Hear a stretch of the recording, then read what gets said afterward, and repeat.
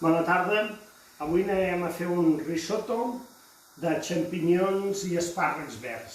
El farem amb xampinyons i espàrrecs verds perquè és el que ens ha demanat la Maria, que té a la nevera, per la qual el podem fer d'una altra varietat de bolets, ja siguin secs per hidratar, alguna altra verdura, de més.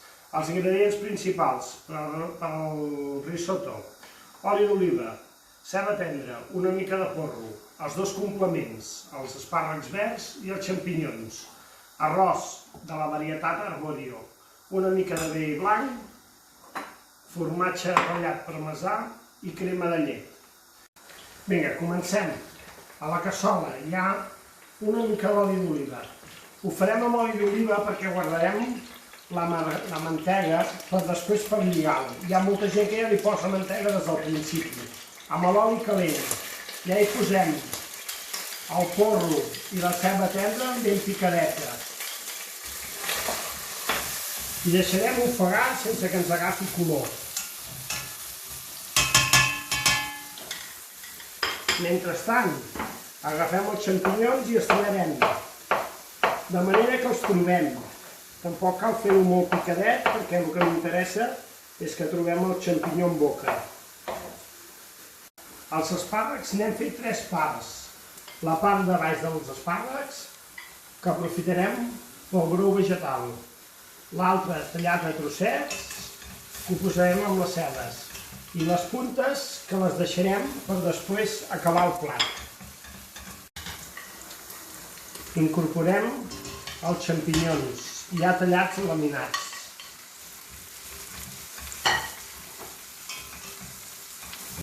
Mentrestant, se'ns va fent el fondo, agafarem les puntes amb una paelleta, amb una mica d'oli d'oliva i les posarem a fer. Per mullar l'arròs hem fet un caldo vegetal, un brou vegetal, api, porro, ceba, pastanaga, llaurer, les cues dels espàrrecs i també les cues del xampinyó.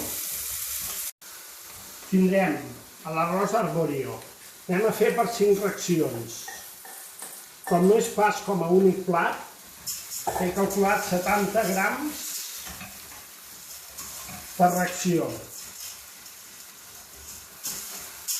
Enrossim a l'arròs, no tant perquè ens agafi color, sinó perquè després no se'ns deformi tant, que mantingui la seva forma. Hi afegirem una copa de vi blanc.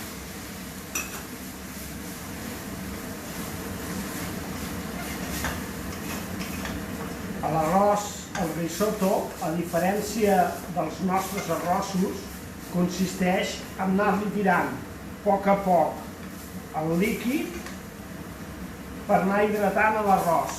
Així es deixarà anar tot el seu almidó i ens quedarà més lligadet. Una vegada evaporat el vi blanc, comencem amb el brou. Tenim de calcular més o menys 2 parts i mitja de líquid per arròs.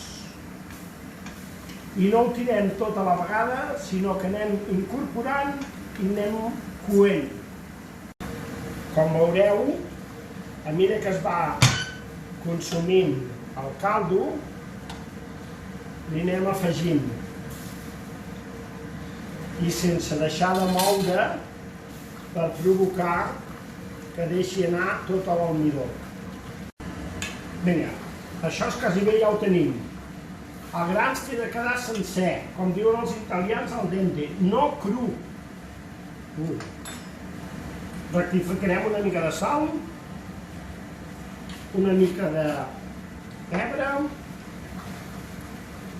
i ara, abans de treure del foc, hi posarem la mantega. Per lligar-ho, amb l'escalfor, la mantega se'ns fondrà, ho traurem del foc i una vegada ja fora del foc hi afegirem la crema de llet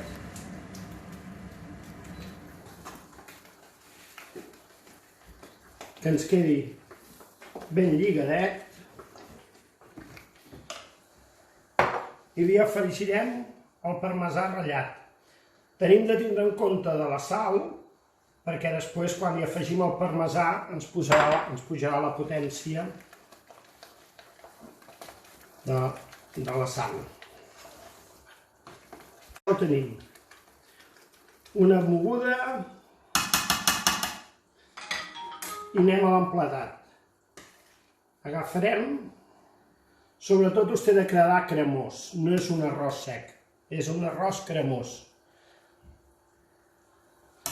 Això és per cap, un parell de les puntetes d'espàrrecs i per acabar el plat, i això és opcional, li posarem una mica d'oli de trufa negra. No ho podeu olorar, però olora bestial. Que vagi de gust. Bon profit!